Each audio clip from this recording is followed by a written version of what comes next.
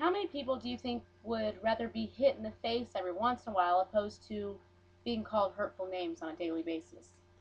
People often refer back to "sticks and stones can break my bones, but words can never hurt me" as a way of looking at it.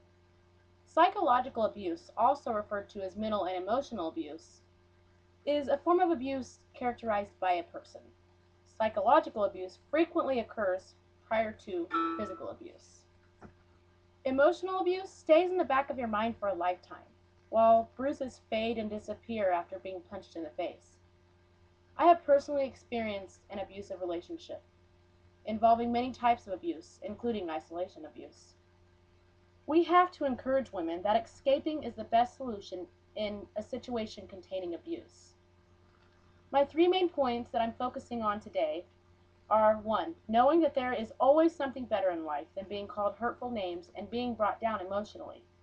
Seek help. Number 2. Knowing the ways of getting out as safe and as quick as possible. Get out. And 3. Staying out of the situation and not repeating the abusive pattern. Stay away and move forward. Now that everyone has the idea on what I'm encouraging you all to take in consideration, let us move on to the details. Jane speaks out in a video after years of silence. Countless females are held hostage within the four walls of their own homes, unable to speak out to families or friends. It is a fact that our lives as humans are directly influenced by our thoughts and our emotions.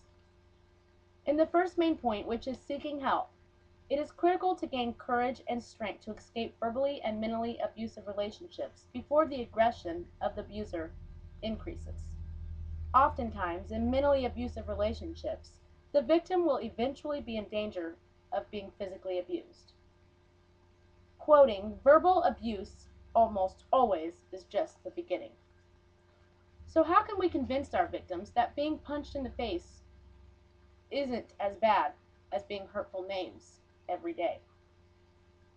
The long-term effects of name-calling is damaging to our self-esteem, our security, and it affects the way we treat people in life.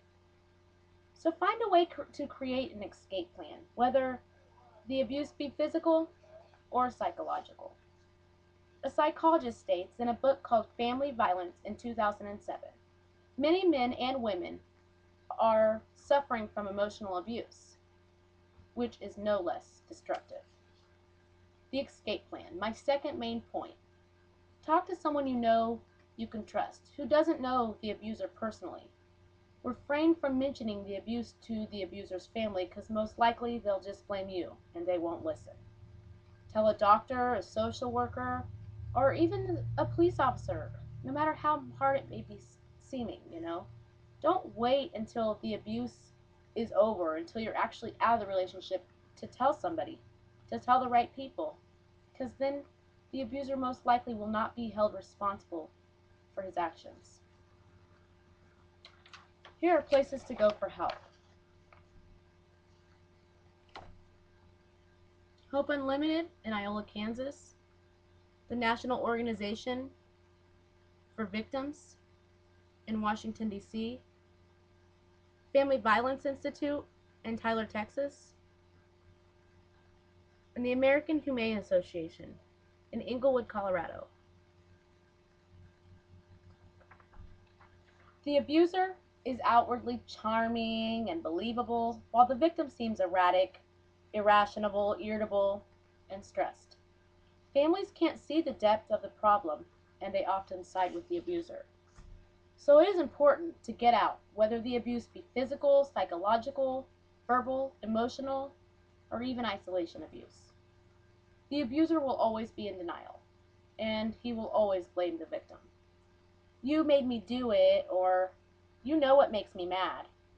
And after the abuser has abused you, he will say, I was only joking, or oh, I didn't mean to hurt you.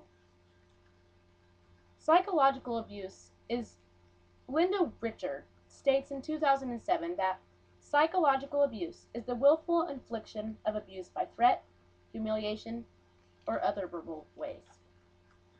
Emotional abuse makes you feel sad and hopeless. One can't seem to find their joy or future following abuse. It can rob you of your energy, and it dampens the passion and excitement about life. My third main point: creating a new world after fleeing the situation is most definitely not easy, and it takes strength and time. The strength for moving forward and not hanging on to what one is used to or blaming oneself is the hardest. I tell myself, if I had only been different, then he would have loved me the way that I deserved. I want people to know the ways of coping. They are an attempt to effectively resist abuse. Not backing down or putting up with it, that's the first step to moving forward. Jane also states in 2007, "You are not weak, you are not a pushover, and you're most definitely not a doormat." So as we come to the review of this information, it is necessary to always remember that there is another way when a person is being abused by isolation. My hope in this speech is to help those of you out there who are experiencing the same things to recognize what is happening to you. I want to help you gain awareness because recognizing what is happening to me was the beginning of the journey to my freedom. So remember the main points. Knowing there is always a better way. Get out. Seek help.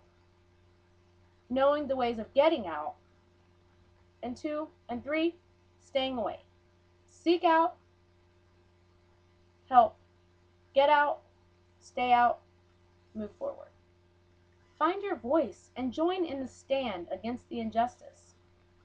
Understand the long-term effects of emotional abuse, what they can do to a person compared to the healing of the physical abuse. In life, bruises fade away much quicker than being called stupid or good for nothing for almost 5 years every single day. I still wake up every day and tell myself that I am beautiful and smart. I know I'm healing because I am no longer willing to live under someone else's power or control. I am not crazy. I am not to blame, and I am no longer a victim. I seem to have truly let that man keep my mind so down and convinced that I actually believed I was ugly and stupid. Since I have fled the abuse in the past 5 months, I have got promoted at my job, I went back to college, and I even started doing some modeling. So according to me and others, psychological abuse is worse than physical abuse. There is always a different way, and there are different kinds of help, no matter what kind of abuse a person is dealing with. So remember, seek help, get out, stay away, and move forward. Thank you.